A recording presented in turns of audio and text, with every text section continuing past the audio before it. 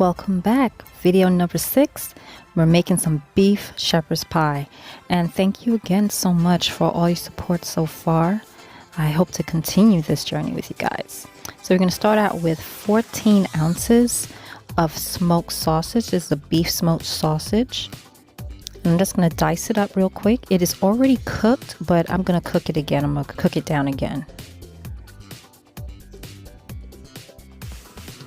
Just put that to the side. Then these are the ingredients I'm going to add. 2 carrots, 2 shallots, 2 scallions, 2 celery, some sprigs of thyme, and 2 cloves of garlic. Then here we have 2 teaspoons each of sweet dry basil, tomato bouillon, dry mustard, and smoked paprika. You can also use regular paprika if you don't like the flavor of the smoke. I like the flavor of the smoke. It's pretty good. I'm just going to quickly peel. I wash and peel these carrots. And we're just going to slice them into little circles pretty much.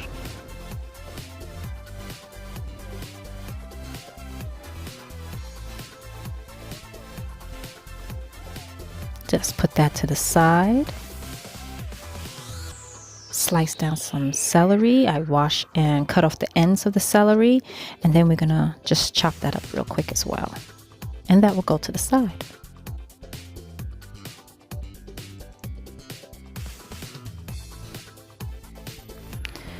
Two shallots, 1 purple, 1 white, or maybe a red. I think it's purple, a purple shallot.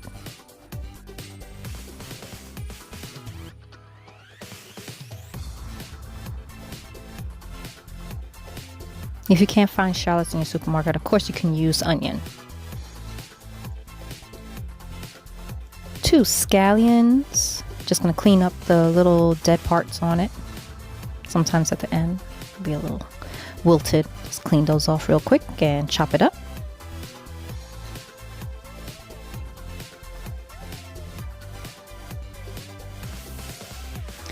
Two cloves of garlic.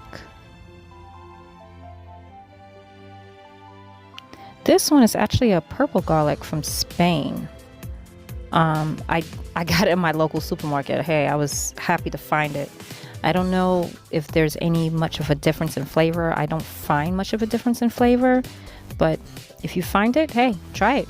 Maybe you'll find it. Maybe if I caramelize them, I'll find a difference. A few sprigs of thyme. Really easy to just clean off those leaves real quick. So we got all our vegetables, our spices, the sausage. And then 3.5 pounds of ground beef chuck. Of course, you can also use ground turkey in this recipe if you like, but I don't use ground beef too often, so I figure I'll use it for this recipe. And then I added some ground black pepper. I'm gonna heat up a pan with 2 tablespoons of olive oil, and I'm gonna add the shallots, the garlic, and the thyme into this and start browning it down a little bit. And once that's wilted, then I'm going to add the rest of the ingredients.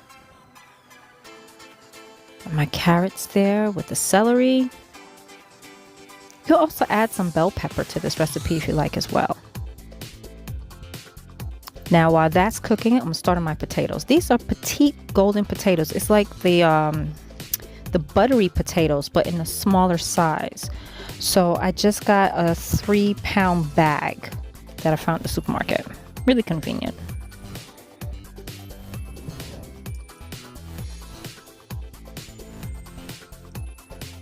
I mean, there's so many different varieties of potatoes. Just experiment with different types. Hi, Bob. If you watch my previous videos, you'll understand who Bob is. So Bob is actually low sodium salt, and I figure I'll have a mascot for my videos. So he's really low sodium salt that my dad wrapped up. But yeah, that's a long story.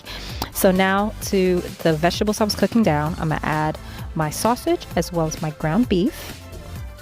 All those lovely spices will be added next. Some browning. This is Grace, 1 tablespoon of browning, but they have all different types of browning you can find in the supermarket. So whichever brand you prefer. And then a classic Worcestershire sauce. I'm probably messing that up, but it's a classic. I'm sure you can find it in almost any supermarket. So about 2 tablespoons of that. I'm just going to cook that meat down so everything is well done. So here we're going to have 8 ounces of sharp cheddar cheese. You can also use a low-fat cheddar cheese as well if you like. And I like the flavor of sharp cheddar cheese. I'm putting some to the side for my topping because this is actually going to go in my mashed potatoes that you'll see later on. So I'm using a slotted spoon. So of course, as you're cooking this, there is going to be some liquid at the bottom of the pan. So you could just use that slotted spoon to kind of drain that off from each scoop you're taking out. And I did grease the bottom of this dish with some more olive oil as well. Just use the back of that spoon, press it in to help create an even layer. Now this is just a 1 pound bag of the mixed frozen vegetables. It's normally like normally like corn, carrots, peas, green beans, or you can just use, I mean, it's up to you. You don't have to use the mixed one. You can get just carrots, you can get just corn or just peas. I've seen them made so many different ways, but this is the way my mom used to make it when I was a kid. So I just end up using these mixed vegetables. Now I'm gonna pour all my cooked potatoes into a big bowl. Add my cheddar cheese. There's some dry parsley, cracked pepper, and I'm going to use some Smart Balance. It's like a butter substitute, but this particular one is made with olive oil. And some of that BOB, that low sodium salt. I'm just going to use a potato masher and get this nice and creamy. This particular type of potatoes don't take that long to kind of cream down. A half cup of whole milk is added to make it even more creamier, because I want to make these potatoes spreadable, because I'm going to put them on top of my shepherd's pie.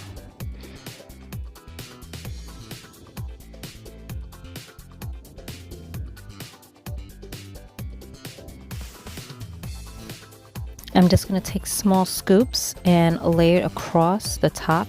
The reason why I do this instead of just making one giant scoop in the middle of the pan is in order to make sure those vegetables don't move all over the place. It kind of help keep everything in the place you laid it.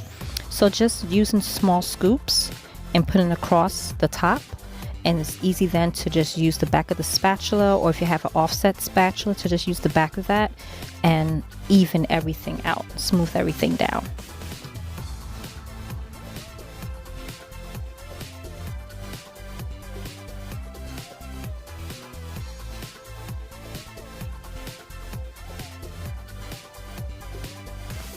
Then I'm just going to take a back of a spoon and make little indents. Just for decoration. You could also use a pastry bag with a star tip if you would like. These mashed potatoes would definitely go through that as well. But I figure I'll do something that everybody will have in their kitchen. Everybody's going to have a spoon. Not everybody's going to have a pastry bag with a star tip. Then I'm going to take the remainder of that cheddar cheese that I put on the side and put on top of my shepherd's pie. Spread that around evenly. And now those little tiny pockets that I made with the back of the spoon, when that cheddar cheese melts, oh yeah. I'm going to sprinkle a little bit more of the smoked paprika on top. And then also add some dry parsley for decoration, making things all pretty and lovely.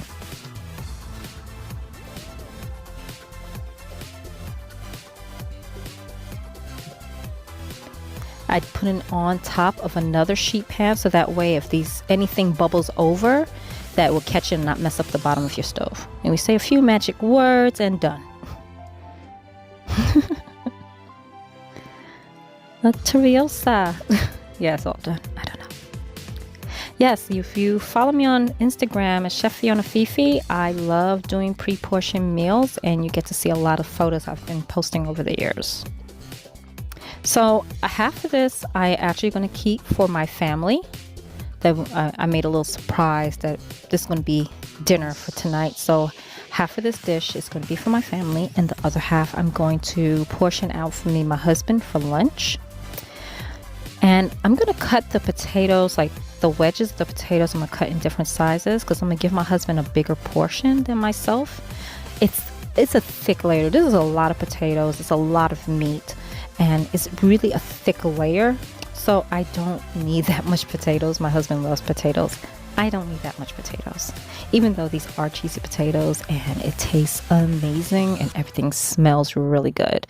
But I'm just going to make a bigger portion for my husband. So you just see how thick that is? You just kind of lay that on its side and add that meat on the bottom.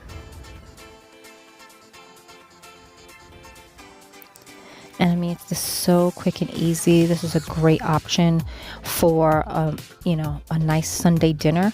And another thing you can also do, you can layer all these different ingredients in a dish, wrap the dish up, pop it in your freezer. Don't bake it off yet. And then when you want, let's say you have somebody come over last minute, or they call you that morning and say, hey, I want to come over to you and have some dinner, you can pull that dish out and let it sit in the refrigerator and start defrosting for maybe a couple of hours before you pop it in the oven. I don't know. I want to try that with a glass dish.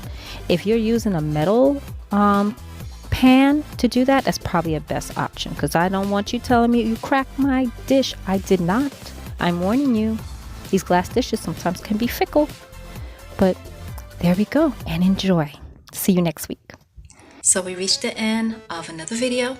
Thank you again for taking the time out to watch, and don't forget to like, don't forget to subscribe, don't forget to share, and I'll be back here next week and we see what we're gonna make. And if you're wondering what I'm wearing, well, this is my husband's gift to me for Mother's Day, a robe. It's a Dreadnought robe from World of Warcraft, and if you ask me if I love it, I absolutely love it. Why? It has a tail. It has a tail. Okay? All right. See you next week.